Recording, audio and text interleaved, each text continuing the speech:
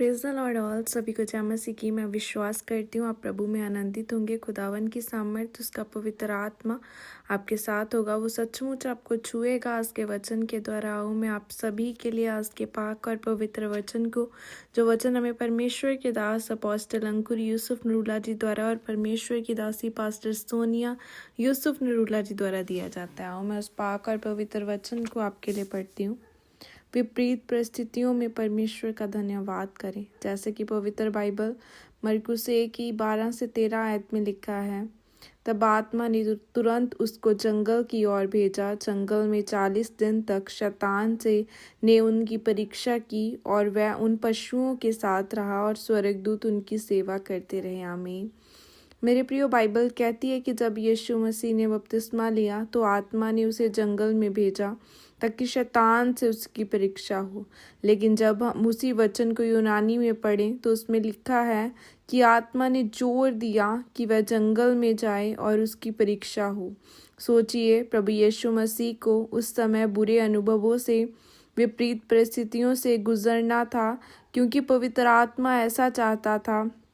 अब आपने speed breaker देखे होंगे। किसी स्कूल के पास या घर के पास से रास्ता जा रहा होता है, वहाँ पर स्पीड ब्रेकर बना दिया जाता है ताकि गाड़ी वाला तेज़ गति से न चलाए और कोई हादसा न हो। इसी तरह से आत्मिक जीवन में भी स्पीड ब्रेकर होते हैं ताकि परमेश्वर आपको हादसों से बचा सके।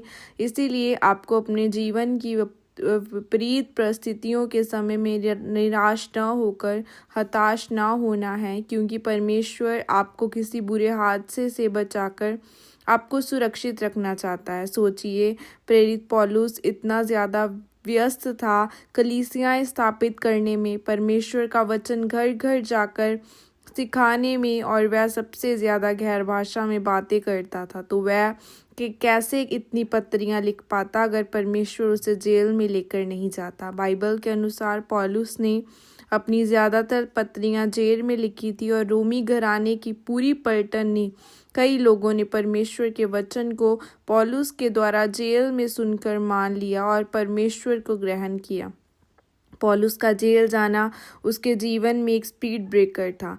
अगर वह आत्मिक न होता तो परमेश्वर से बोलता कि परमेश्वर, तुझे क्या फ़ायदा होगा अगर तू मुझे जेल में डाल देगा, तुझे क्या फ़ायदा होगा, पर अगर तू मुझे बाहर रखेगा तो ज़्यादा फ़ायदा होगा। मेरे प्रियो, यह मायने करता है कि जब आपके जीवन में स्पीड ब्रेकर आए तब आप क्या बोलते हैं, क्या सोचते हैं और आपके दिल में क्या आता है। क्योंकि स्पीड ब्रेकर आने के बाद आपकी स्पीड कितनी तेज़ होगी या कितनी धीमी होगी। आज दुख की बात यह है कि जब लोगों की ज़िंदगियों में स्पीड ब्रेकर आता है तो उनकी स्पीड धीमी हो जाती है, क्योंकि वह परमेश्वर से सवाल करना शुरू कर देते हैं कि मेरी ज़िंदगी में ही ऐसा क्यों हुआ। बल्कि उस समय उन्हें परमेश्वर की महिमा करनी चाहिए।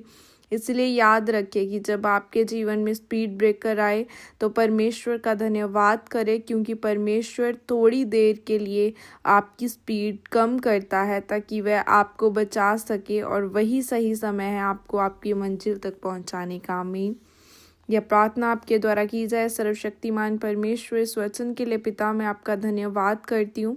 और परमेश्वर, मैं प्रार्थना करती हूँ कि आपका अनुग्रह मेरे जीवन में हो ताकि मैं हर परिस्थिति में आपका धन्यवाद कर सकूँ और आपकी महिमा के लिए स्थिर रह सकूँ। आप मुझे अपना अनुग्रह दे। प्रभु यीशु मसीह के सामर्थ्य नाम में मांगते हैं। आमीन। हालेलुया। खुदावन के वचन से जुड़े रहें। परमेश्वर आपको बहुत बढ़ाएगा, क्योंकि कई बार हम परमेश्वर से क्वेश्चनिंग करते हैं, खुदावन मेरी लाइफ में ये क्यों हो गया, आपने ऐसा क्यों कर दिया। लेकिन खुदावन आपकी छोटी से छोटी बात की बाइबल कहती चिंता करता है। खुदावन का वचन कहता है कि मैं तेरी माँ से भी ज़्यादा तुझे प्यार करता हूँ। बाइबल कहती सब तुझे छोड़ जाएंगे। एक माँ अपने दूध पिलाते बच्चे को छोड़ देगी, लेकिन खुदावन का वचन कहता है मैं तुम्हें कभी अनाथ न छोड़ूंगा, मैं तुम्हें कभी अकेला न छोड़ूंगा। सचमुच खुदावन कभी आपको अकेला न छोड़ेगा और वो हमेशा आपके साथ रहता है। जहाँ कहीं आप जाते हैं, आप उठते हैं, बैठते हैं, खुदावन आपके साथ होता है। मैं बिलीव करती हूँ और प्रार्थना करती हूँ सचमुच खुदावन की सामर्थ आपके साथ रहे, वो आपको बढ़ाए पवित्रताई में, वो आपको बढ़ाए खुदावन के कामों के लिए।